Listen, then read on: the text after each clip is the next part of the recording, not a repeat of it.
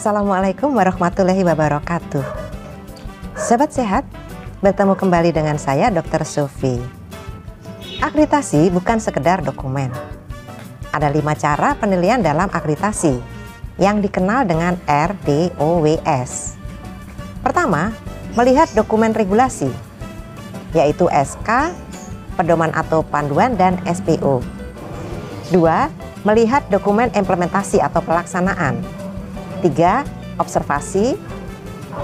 4. Wawancara. 5. Simulasi. Ini untuk membuktikan apakah kita sudah melakukan kerjakan yang kita tulis dan tulis yang kita kerjakan.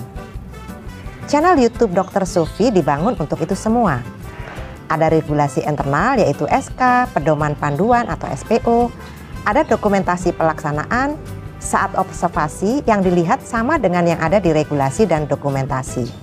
Saat wawancara bisa menjawab dengan jawaban sesuai dengan yang ada di regulasi dan dokumentasi.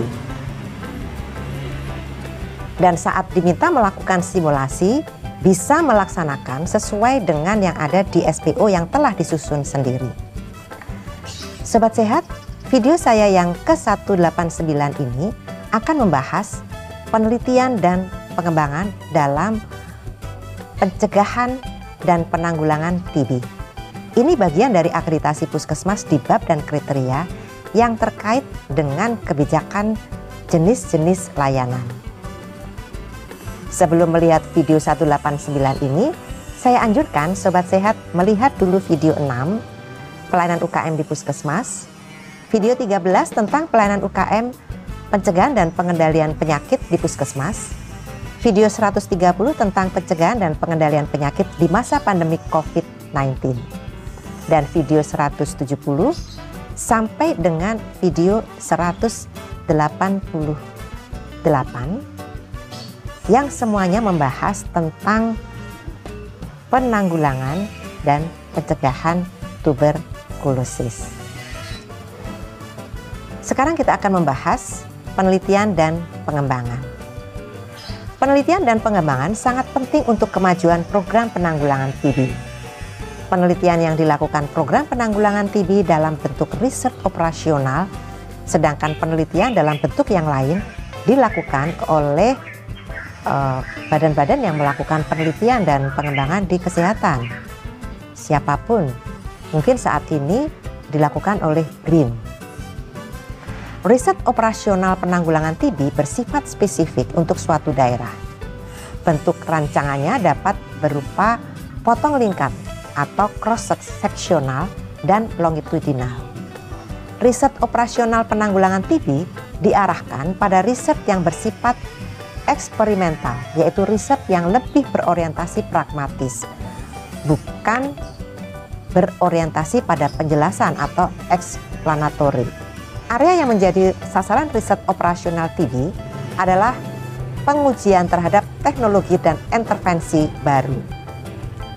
Manfaat riset operasional bagi program penanggulangan TB adalah 1. Memperbaiki kinerja dan dampak program.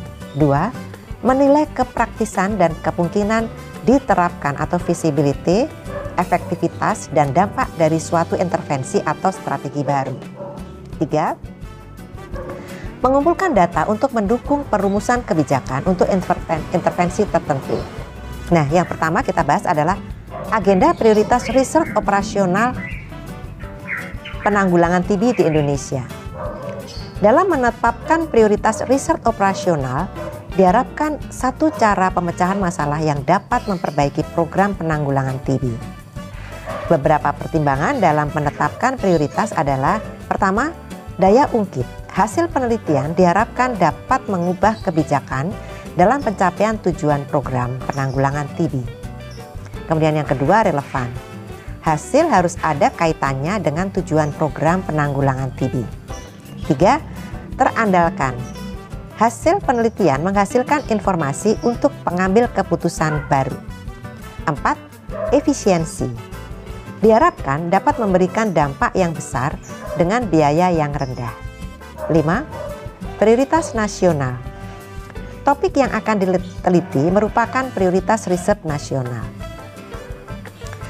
Ruang lingkup riset operasional TB adalah satu, riset operasional yang dapat memperbaiki kualitas program, antara lain peningkatan aksesibilitas pencegahan, diagnosis, dan pengobatan TB dan TB HIV. Yang berikutnya adalah terbentuk kerjasama pihak pelayanan pemerintah dan swasta. Terbentuk kerjasama antara penanggung jawab program TB dengan program kesehatan lain. Misalnya, penanggulangan HIV, penanggulangan penyakit tidak menular diabetes mellitus, dan lain-lain. Mengoptimalkan akses dan kepatuhan pengobatan TB. Peningkatan akses pengobatan bagi orang dengan TB-RO. Berikutnya, riset operasional yang dapat meningkatkan peran serta masyarakat, antara lain untuk mengembangkan metode yang menggerakkan peran serta masyarakat, termasuk komponen pendanaan yang mampu meningkatkan efektivitas program. Mengembangkan perilaku yang mampu menekan penularan TB. Kemudian yang berikutnya, riset operasional yang dapat mengubah perilaku masyarakat dan penyedia layanan, antara lain A. Mengembangkan metode perubahan perilaku masyarakat. B. Mengembangkan metode yang mengubah perilaku penyedia layanan. Yang keempat, riset operasional yang dapat sebagai upaya intensifikasi penemuan kasus TB dilihat dari sisi penyedia layanan maupun masyarakat rentan, antara lain A. Meningkatkan akses pelayanan pengobatan pada populasi rentan dan termarginalkan. B. Memperkuat integrasi layanan TB dan HIV. C. Upaya mencegah penularan TB di fasilitas kesehatan, keluarga, dan masyarakat. Demikianlah Sobat Sehat, di video 189 ini kita telah membahas penelitian dan pengembangan dalam pencegahan dan penanggulangan TB. Sobat Sehat bisa melihat secara lebih rinci dalam lampiran Permenkes RI nomor 67 tahun 2016 tentang penanggulangan tuberkulosis. Kita akan bertemu di video 190 untuk membahas tentang pembinaan dan pengawasan serta penutup dalam program P2TB. Sampai di sini dulu ya. Semoga selalu sehat. Wassalamualaikum warahmatullahi wabarakatuh.